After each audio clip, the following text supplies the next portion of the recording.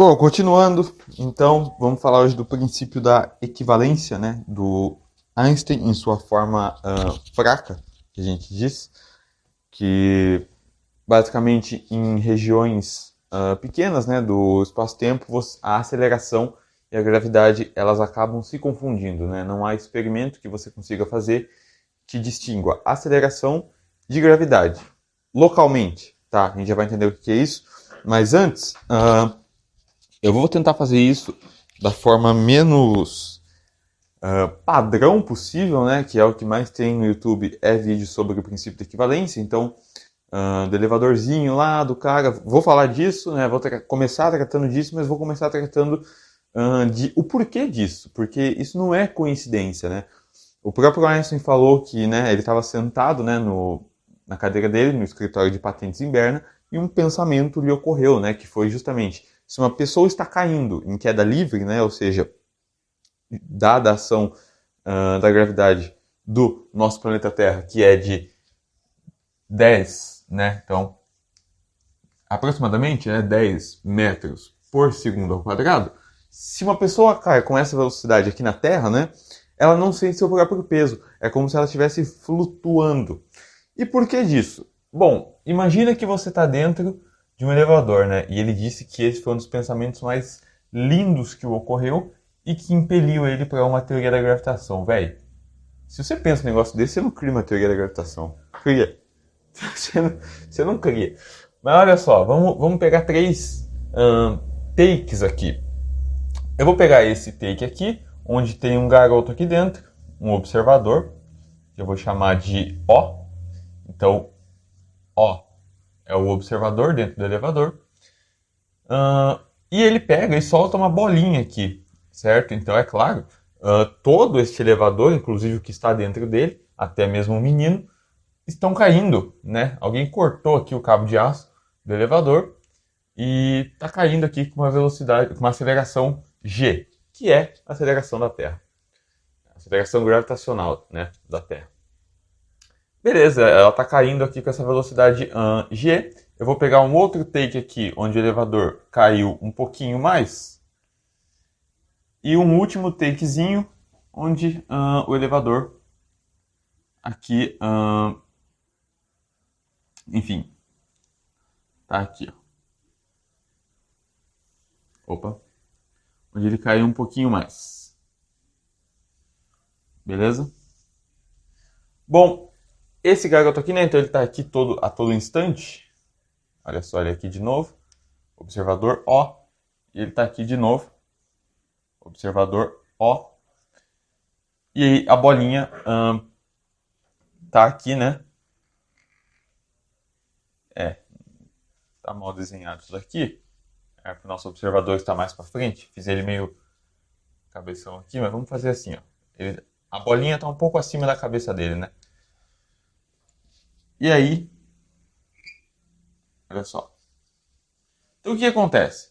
Nessas 3 fotos, digamos assim, o elevador está caindo com uma aceleração G para baixo. E você percebe que, bom, tanto o elevador está caindo, como tudo que está dentro dele também está caindo, né? Então aqui está o nosso observador O. Eu que estou aqui fora, né? Observador O, Olinha, né? Olinha. Eu estou vendo claramente que este elevador, na verdade isso daqui, né?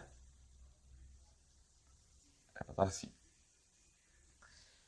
Estou vendo que esse elevador está caindo. E estou vendo que também a maçã não, a bolinha está caindo. Eu falo maçã por causa do Newton, né? A maçã que caiu na cabeça dele. Eu estou vendo a bolinha, o corpo de teste que esse garoto colocou lá, também está caindo. Na verdade, o que está acontecendo para mim que estou aqui fora, eu estou vendo o elevador cair com uma aceleração G e tudo que está lá dentro cai dessa forma, né? Ou seja, faz uma trajetória parabólica, né? É enfim, um corpo. Se eu fosse analisar isso daqui, né? Se isso aqui fosse um gráfico de x por t, eu veria isso, né?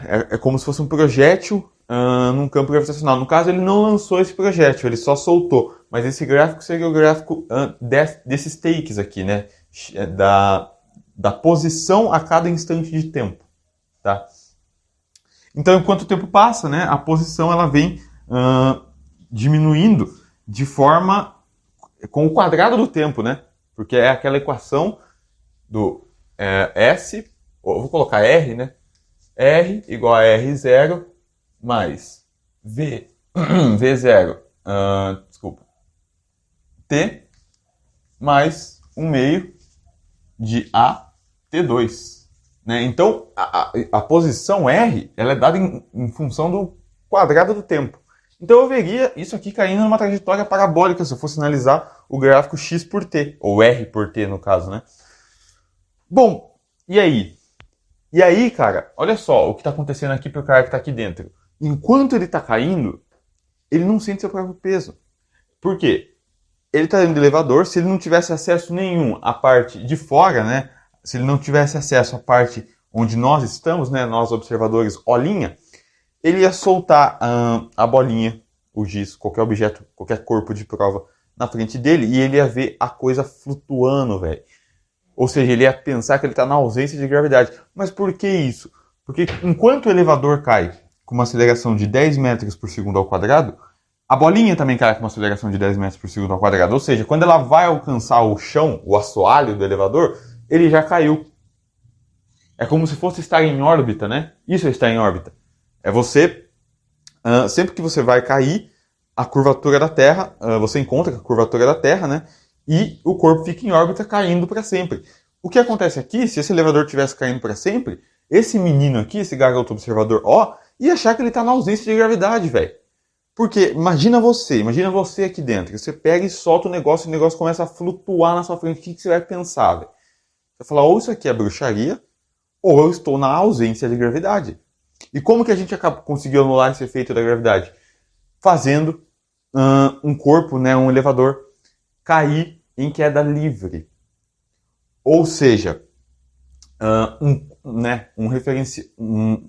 uma pessoa que cai em queda livre, como disse o Einstein, não sente o seu próprio peso. É isso que significa.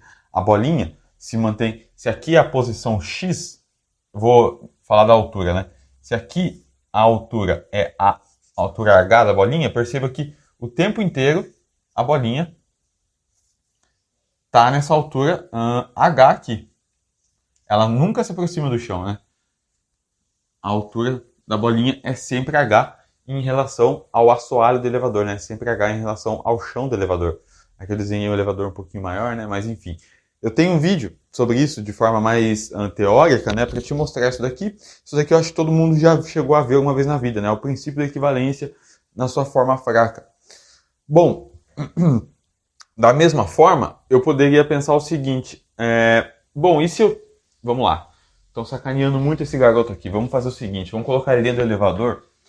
E vamos fazer esse elevador... Vamos pegar e considerar que a gente está longe de qualquer outro corpo. A gente está no meio do nada. A gente está no meio do espaço profundo. Longe de estrela, longe de atração gravitacional. Não tem gravidade naquele local. Beleza. Então, a primeira situação que a gente viu foi, a gente consegue anular o efeito gravitacional localmente. A gente vai entender o que é isso. O que é localmente? Localmente é em uma certa região do espaço-tempo que seja pequena o suficiente. Tá? Por quê? Isso, né? Essa cautela em dizer que localmente isso acontece. Porque a aceleração e gravidade são, sim, coisas diferentes. Tá? A aceleração ela é uma manifestação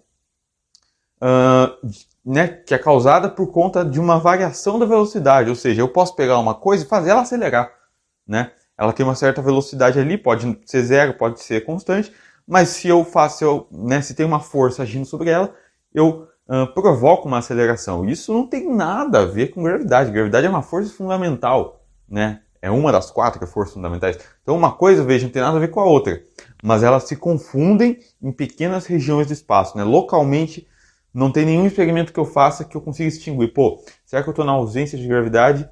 Ou será que eu estou em queda livre? Né? Igual o cara do elevador ali, ele solta a bolinha fica flutuando. Ele fala, pô, peraí.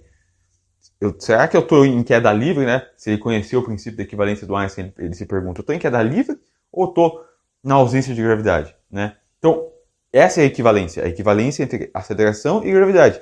Por que isso acontece?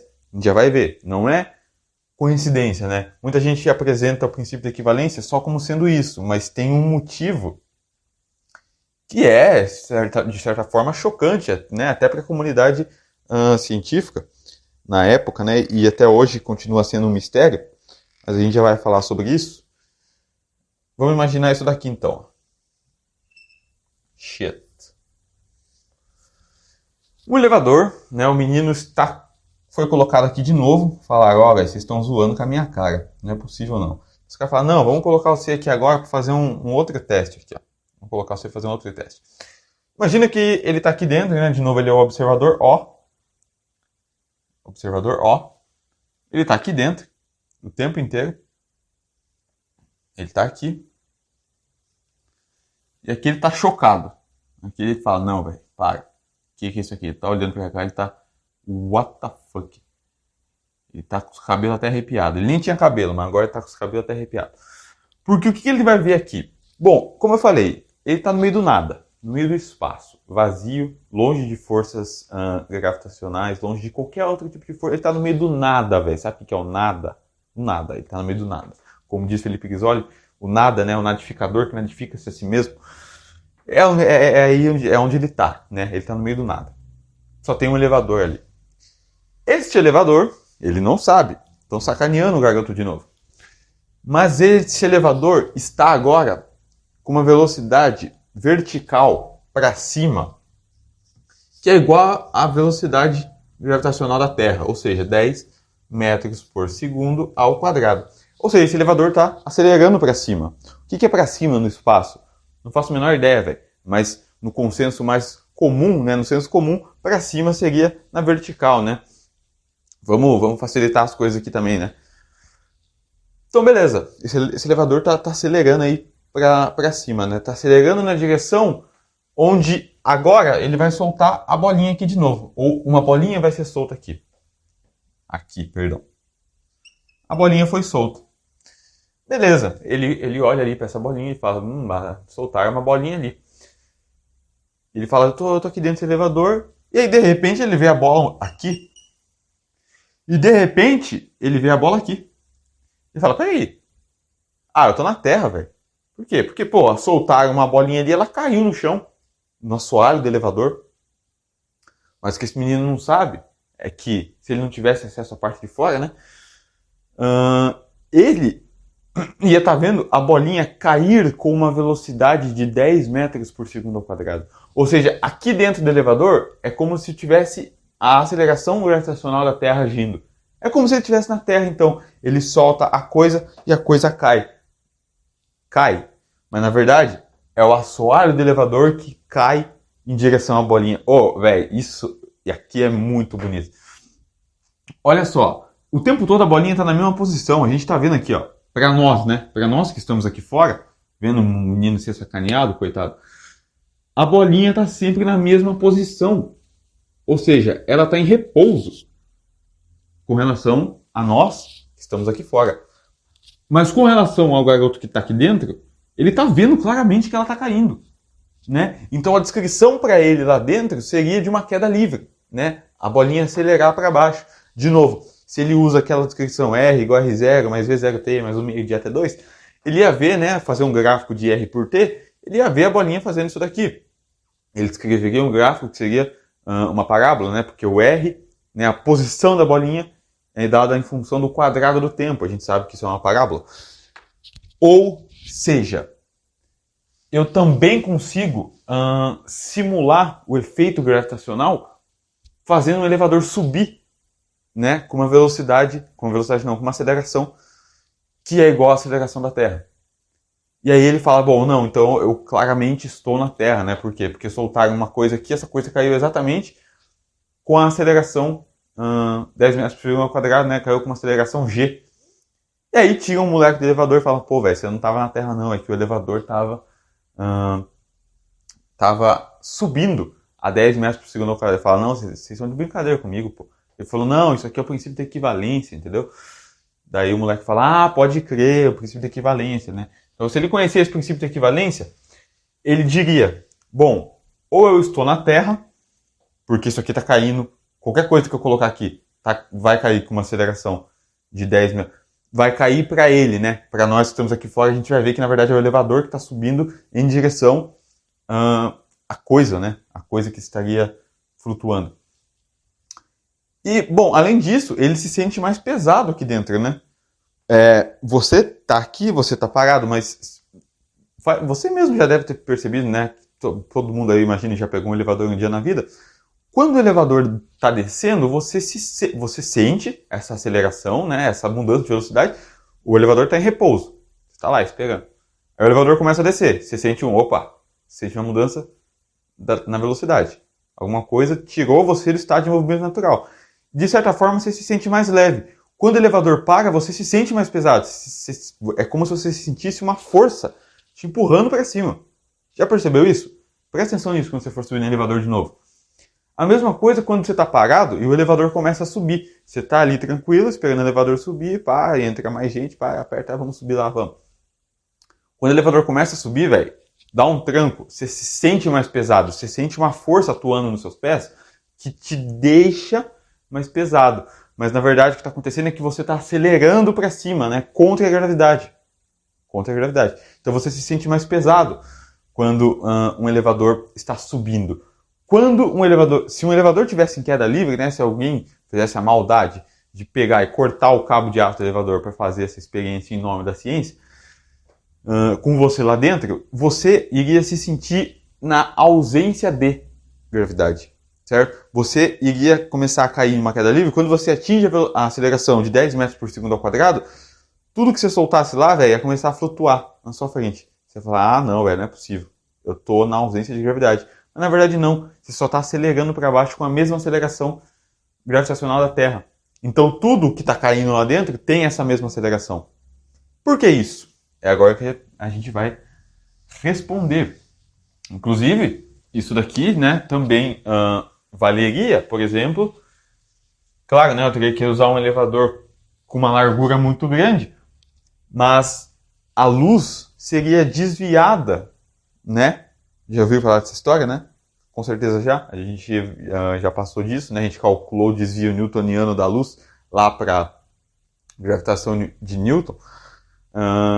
E a gente chegou num resultado que é quase o que a gente vai chegar quando a gente for calcular o desvio da luz por causa da relatividade geral, né, de Einstein.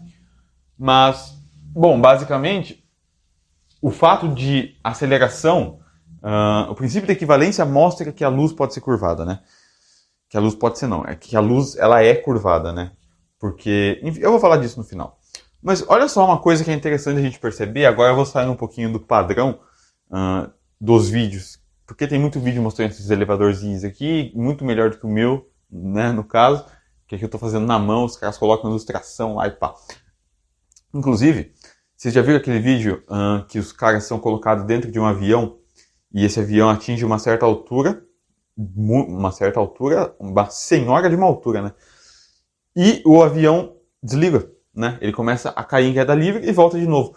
Nesse intervalo de tempo, nesse delta T que o avião está caindo em queda livre, todo mundo que está lá dentro se sente na ausência de gravidade. Esse vídeo é muito legal, ele exemplifica bem o que é o princípio da equivalência. Eu vou deixar ele na descrição para vocês verem, tá? É um videozinho curto, mas exemplifica muito bem o que a gente está tratando aqui. Para quem está lá dentro, parece que está sem gravidade, cara. Quando o avião está caindo, né, eles não têm acesso à parte de fora, o avião está todo fechado. Provavelmente um avião próprio para isso, né?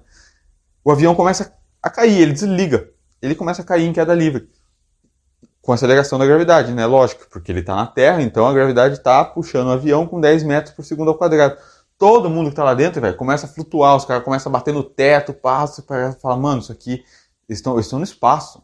Quando você vai ver, não, é um avião caindo, como se fosse um elevador, né? Experiência de elevador, em queda livre, isso é muito louco, cara, para. Bom, vamos lá. Uma coisa que é... Bom, por que isso acontece? Não é à toa. Bom, muito tempo, né, passou-se, muito tempo a gente se passou perguntando se havia alguma diferença entre a massa inercial de um corpo e a massa gravitacional de um corpo. Fala, velho, que é isso? Eu nunca ouvi falar disso. Você nunca ouviu falar disso, provavelmente, porque na escola, principalmente, a gente não distingue essas duas coisas, tá? Mas vamos lá, vamos fazer o seguinte. Vamos pegar o caso do eletromagnetismo. Pega a lei de Coulomb. A força... Bom, então eu tenho duas cargas. Eu tenho aqui... eu tenho uma carga aqui que... Eu tenho uma carga a uma certa distância, que ela não está aparecendo aqui, mas eu sei que ela gera um campo gravitacional. Um campo elétrico. Beleza, tem uma carga aqui gerando um campo elétrico. E eu venho aqui e coloco uma carguinha de teste aqui, Qzinho. Bom, eu sei que tem alguma carga Qzão em algum lugar aqui que está gerando um campo elétrico. Aqui, tudo bem? E o que acontece com essa carga Qzinho? Bom, eu sei que ela vai sofrer uma força. Dependendo se a carga dela for positiva ou negativa, essa força vai ser atrativa ou vai ser repulsiva. Essa força ela é calculada, né, vetorialmente. Força de Coulomb, vou colocar Fc, tá? Ela é K, que é uma constante eletrostática, que multiplica a carga geradora Qzão desse campo elétrico aqui, digamos que é um campo elétrico muito forte, vezes a carga Qzinho, dividido pela distância R, vou colocar assim, ó, dividido por R quadrado, que é a distância entre a carga Q, que está gerando esse campo elétrico aqui, e a carga Qzinho, vezes a base é R, né? Ou R chapéu, como você quiser usar. Eu vou começar a usar essa notação aqui, que em relatividade a gente vai passar a usar bastante ela, né? Em relatividade geral. Beleza. Ou seja, isso aqui pode ser tanto positivo, apontando no sentido de R, digamos que seja aqui para a direita, como pode ser negativo, apontando no sentido menos ER, né? No sentido menos o unitário R, né? Então isso aqui seria atrativo, né? Ou seja, se é para cá, eu vou chamar de menos, se ela vem para cá, eu chamo de mais, e não tem problema.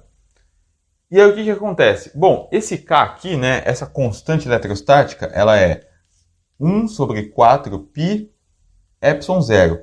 Mas o que importa de verdade aqui? Bom, perceba o seguinte. Se eu tenho... Vou fazer o mesmo exemplo ali.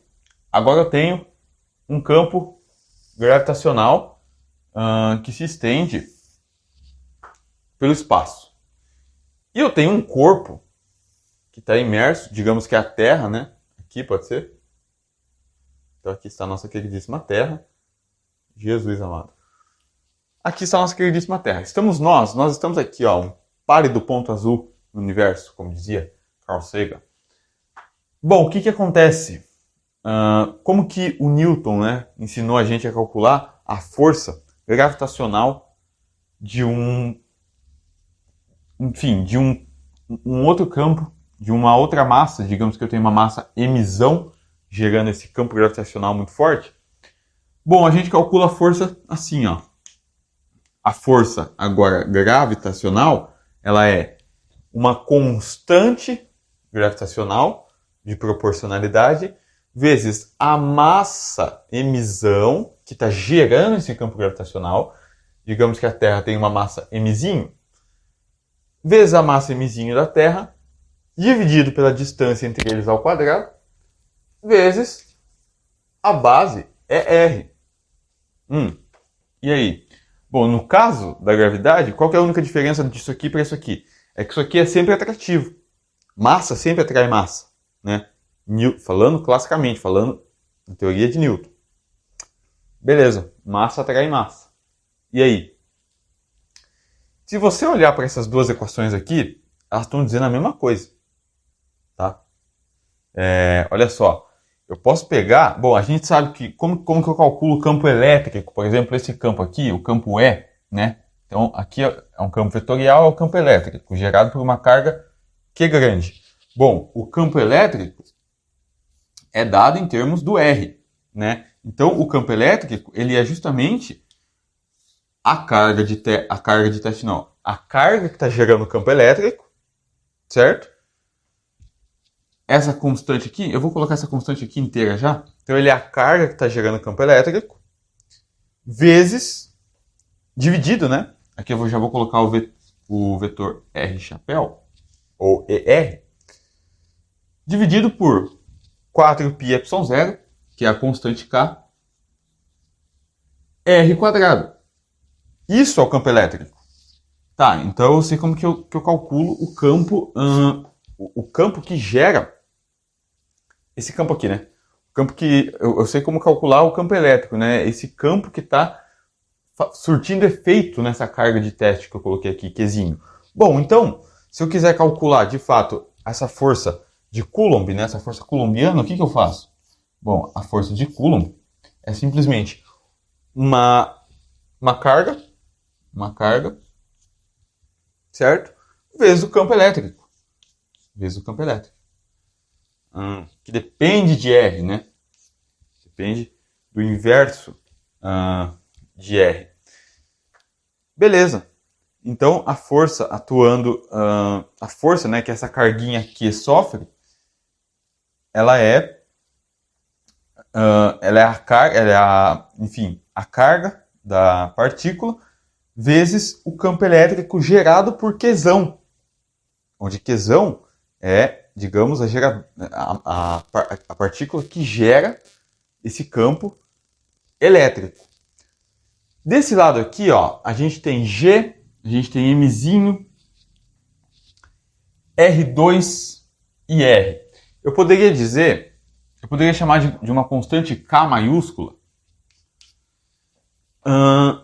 os seguintes termos. G, porque G já é uma constante, a gente está falando, constante universal gravitacional. M, que é a massa da Terra, certo? Então, eu poderia falar que... Eu vou chamar de K vetor isso daqui. Então, digamos que o campo gravitacional seja K vetor. O nosso campo gravitacional gerado por uma massa M é G. Ele depende da massa M, né? Na verdade, deixa eu melhorar isso daqui. Isso daqui também vai ser um K de R. Vai ser Gm sobre R2 vezes a base ER. Então perceba que eu tenho uma... Olha só, pega essa equação aqui. Eu tenho uma forma muito comum de calcular forças de atração ou de repulsão. Isso daqui, né, a força gravitacional, portanto, seria o que eu estou chamando ali de K vetor. Ou seja, isso daqui seria a massa da partícula teste, Mzinho, vezes o campo vetorial, o campo gravitacional, que não deixa de ser um campo vetorial, K, que depende de R. Perceba que é da mesma forma que eu calculo isso. Eu tenho uma coisa aqui, que é constante, vezes um campo vetorial, que é um campo vetorial que está gerando alguma coisa. Nesse caso aqui é um campo vetorial, está gerando um campo elétrico aqui. Aqui eu tenho a força gravitacional, que é uma constante, que é a massa da partícula, vezes um campo vetorial, que também depende de R, depende da distância, mas esse campo vetorial aqui é um campo vetorial gravitacional. Ou seja, ele está sendo gerado por uma massa M grande, um campo forte o suficiente, né, para que isso daqui sinta uma força de atração. Beleza, veja que é muito similar. Então eu poderia calcular qualquer força de atração desse jeito. Estou fazendo esse paralelo com a eletrostática, né, ou eletrodinâmica, enfim, a lei de Coulomb. Por quê? Porque, cara, olha só. Vamos lá, agora é a parte, né, que a gente vai entrar de fato. O que é esse M aqui? E por que isso daqui é diferente? Por que elas são semelhantes, né? A forma de calcular elas é semelhante. Mas por que na prática isso daqui é diferente daquilo? Né? Por que a força coulombiana é carga vezes um campo vetorial? Por que a força gravitacional é massa, que também é uma constante, vezes um campo gravitacional? Aparentemente isso daqui é a mesma coisa, né? A gente pode calcular a força de atração desse jeito, mas não. Por quê? Bom, essa carguinha de prova aqui que eu coloquei nesse campo elétrico, ela tem uma massa M, não tem? Ela tem. Bom, a massa dessa carga tem alguma coisa a ver com a carga dela. Então eu tenho uma partícula aqui. Essa partícula tem uma massa, considerando, vamos falar que é um elétron. O elétron tem uma massa, ele tem uma carga. Essas duas coisas estão relacionadas diretamente? Elas são numericamente iguais? Quer dizer, ou seja, a massa do elétron é igual à carga do elétron? Não, até essa pergunta não faz nem sentido, na verdade, né? O que tem a ver a carga, que é uma propriedade totalmente diferente da massa, por que elas seriam iguais? A natureza delas é diferente, né? A massa inercial da carga, né, eu já vou diferenciar o que é isso, do elétron, tem nada a ver com a carga dele, velho. A carga dele é outra coisa, é uma outra propriedade da partícula. Então, uma partícula tem várias propriedades. Se a gente está falando de uma partícula fundamental, por exemplo, ela tem carga, ela tem massa, ela tem spin. Ou seja, pode não ter carga, pode ter pode não ter spin, pode não ter massa, tá? Enfim. Mas, no geral, as partículas, né, elas têm essas três propriedades: carga, massa e spin. Beleza. E aí? E daí, né, você diz? Cara, deixa eu apagar isso daqui. O que se percebeu, né, e um físico, né, chamado Eötvös, ele calculou que a massa inercial de um corpo, por exemplo, esse giz, ou eu, ou você, né, a massa inercial de um corpo, de qualquer coisa, de qualquer objeto que tenha massa, a massa inercial de um corpo é igual à massa gravitacional dele. O que isso significa? Primeiro vamos diferenciar isso, né? É numericamente igual. Bom, massa inercial é aquela massa que aparece na segunda lei de Newton. Então eu escrevo F igual a M inercial vezes A. Na escola a gente nunca diferenciou isso porque não tinha necessidade. Não tinha necessidade, mas eu acho que seria interessante a gente diferenciar isso, né? Pelo menos falar um pouco, né? Não que, a pessoa vai usar isso na vida dela, mas diferenciar essas duas coisas. Isto é é a equação de movimento, não é? Não é a segunda lei de Newton? Equação de movimento. Beleza, é a segunda lei. Então isso daqui é a massa inercial. Isso aqui é a massa inercial. O que é a massa gravitacional? A massa gravitacional, ela é a massa que aparece aqui, ó. Isso aqui é a massa gravitacional. A massa gravitacional, vou colocar menor aqui, né?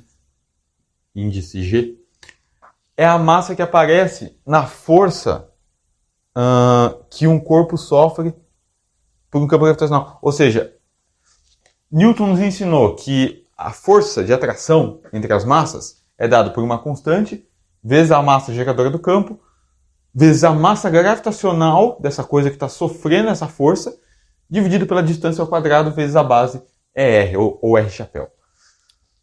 Ou seja, se eu tenho aqui o Sol, eu tenho aqui a Terra. Bom, se eu tenho um vetor que sai aqui do Sol e vai até a Terra, um vetor R, eu tenho aqui uma base ER, R chapéu, né? Eu poderia descrever como isso daqui é uma órbita elíptica. Eu poderia descrever isso daqui usando R e θ, tá bom? Seria conveniente usar R e θ, mas na prática o que vai importar para a gente é esse vetorzinho que sai daqui. Por quê? Porque ele está a uma distância R, e a gente calcula essa força dada por 1 sobre R2. Ela é proporcional ela é inversamente proporcional ao R quadrado, ou seja, ela é inversamente proporcional à distância ao quadrado do corpo. Bom, mas o que, né, eu não lembro da última medida que foi feita, mas não lembro se foi medido uma parte em 10 a 11 de igualdade, eu não lembro, por isso eu vou confirmar aqui a que eu lembro, que está mais fresca na minha mente, né, que é de um físico chamado Eötvös, Eu não vou arriscar escrever o nome dele, mas eu vou deixar aqui na descrição o link sobre ele, né? Sobre como ele fez isso.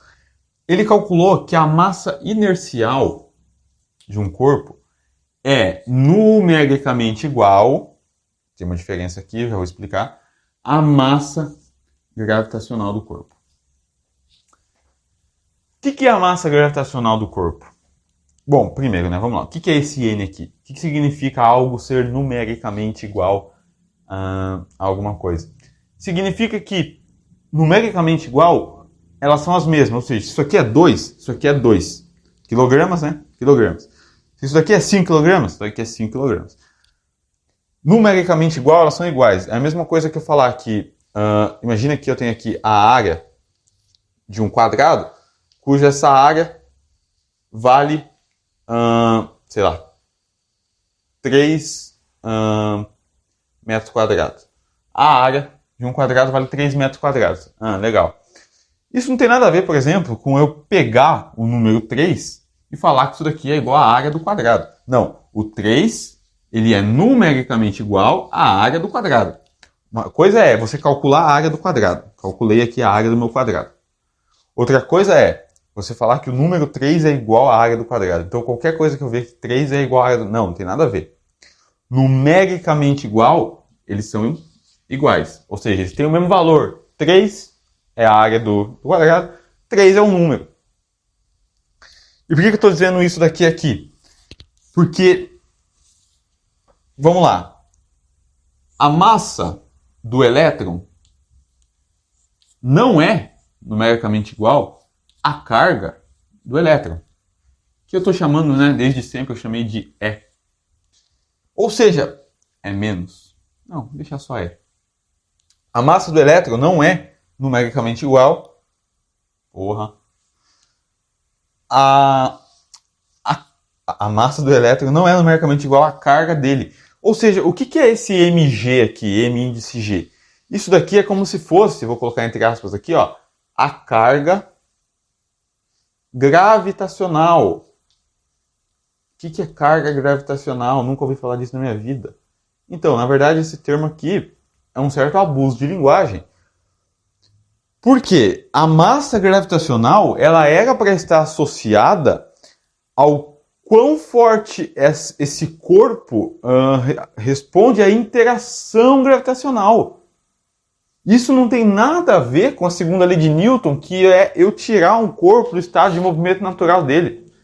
Ou seja, isso daqui é a massa M que a gente mede quando a gente sobe na balança. Tá? Isso é a massa M. É a massa que tem a ver com a inércia, né? É a quantidade de matéria, está lá no princípio que a gente leu, né? A quantidade de matéria. Quantidade de matéria? A quantidade de matéria tem a ver com a densidade do corpo e tudo mais. Beleza, isso é uma coisa. Isso é uma coisa. Uma coisa é eu pegar essa cadeira aqui e tirar ela do estado de movimento natural. Isso é uma coisa. Agora, se eu pego essa cadeira, eu não vou soltar, lógico, mas se eu solto ela, o que eu uso para calcular a interação gravitacional, a massa que eu uso, né, a massa que era para ser a carga gravitacional, é a mesma que a massa inercial. Elas são numericamente iguais. Esse físico, né, que eu falei, o Eötvös, ele mediu que a massa inercial de um corpo é numericamente igual à massa gravitacional de um corpo com uma precisão de 1/10⁸. O que isso significa? Significa que elas são iguais por 8 algarismos significativos. Ou seja, se a massa inercial de um corpo, ela é 2, né? 8 algarismos. Então a massa gravitacional também é 2, E aí, o que acontece? A gente não sabe por que é assim. A gente simplesmente não sabe. Eu acho que tem medidas mais recentes, sim, tá? Que mostram que isso daqui, os caras conseguiram melhorar essa precisão para 1/10⁻11, tá? Ou seja, por que o princípio da equivalência, né, voltando lá no elevadorzinho, acontece? Por que o elevador e a bolinha caem ao mesmo tempo? Só você olhar aqui. Por que o elevador... A gente viu lá, né, que o sacaneando lá, o menino lá, colocando ele no elevador, solta uma bolinha lá, ele vai puta, a bolinha tá voando aqui na minha frente. Na verdade, quem tá vendo de fora tá vendo que o elevador tá caindo e que a bolinha também tá caindo. Mas eles caem com a mesma aceleração. Por isso que a bolinha nunca atinge o chão, né, o assoalho do elevador. Por que isso? Porque a massa inercial é numericamente igual à massa gravitacional. Ou seja, a interação gravitacional de um corpo com o outro, por exemplo, Terra-Sol, a massa gravitacional era para ser a carga, era como se fosse a carga do elétron associado a uma outra carga. Lembra que a gente viu? Se eu tenho uma carga aqui, Qzão, e uma outra carga aqui, Qzinho, bom, o que eu vou usar para associar, né, a interação entre essas duas cargas? O que está associado à interação entre essas duas cargas? Não é o campo elétrico? É o campo elétrico. Mas eu vou usar a massa dessa carga para calcular a interação? Não, eu vou usar a carga para associar a interação. Ou seja, a interação, como a gente viu, está associado diretamente à carga vezes esse campo elétrico gerado. Mas alguma coisa acontece no caso gravitacional, né, com a força gravitacional, com a interação gravitacional, que isso não é assim. Se a massa inercial de um corpo não fosse numericamente igual à massa gravitacional, eu pegaria, por exemplo, vou pegar aqui uma caneta. Vou pegar duas canetas. Eu pegaria duas canetas, né? Então, uma tem uma massa diferente. Na verdade, aqui elas têm massas iguais. Supondo que uma é mais pesada do que a outra. Ou seja, uma tem uma massa inercial maior do que a outra. Quando eu solto elas da mesma altura, era para elas caírem...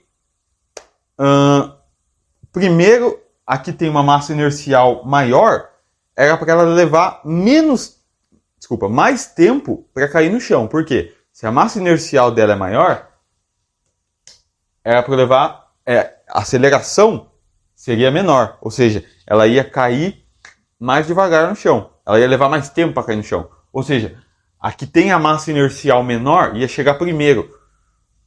Aí, né, para comprovar esse fato, os caras foram lá na Lua, onde a resistência do ar é zero, pegaram um martelo e uma pena, soltaram da mesma altura, e adivinha o que aconteceu? Os dois caíram ao mesmo tempo no chão da Lua. Velho, para. Não dá, mano. Mano, como assim você tá sentado no escritório de patentes em Berna, te ocorre um pensamento e você pensa nessa caralhada de coisa, velho? O cara é um gênio, né, velho? Fala a verdade. Então, bom, o que fica de importante com o princípio de equivalência? Né, então, vamos recapitular o que a gente viu aqui. Eu não consigo diferenciar... Deixa eu puxar isso aqui mais pra cá. Eu não consigo diferenciar aceleração e gravidade em uma região suficientemente pequena do espaço, localmente, né? Localmente não há experimento que eu faça que eu consiga distinguir se eu estou na presença de um campo gravitacional ou se eu só estou dentro de um bagulho que está acelerando. Não consigo. Segunda coisa, por que disso? Porque a massa inercial e a massa gravitacional são as mesmas, tá? Isso aqui parece ser uma anomalia da natureza. Ou não, né? Porque dizer que a massa inercial e a massa gravitacional é a mesma coisa, numericamente iguais, na verdade não é a mesma coisa, né? Elas são diferentes. Mas dizer que elas são numericamente iguais é falar que tipo, a carga do elétron é igual à massa dele.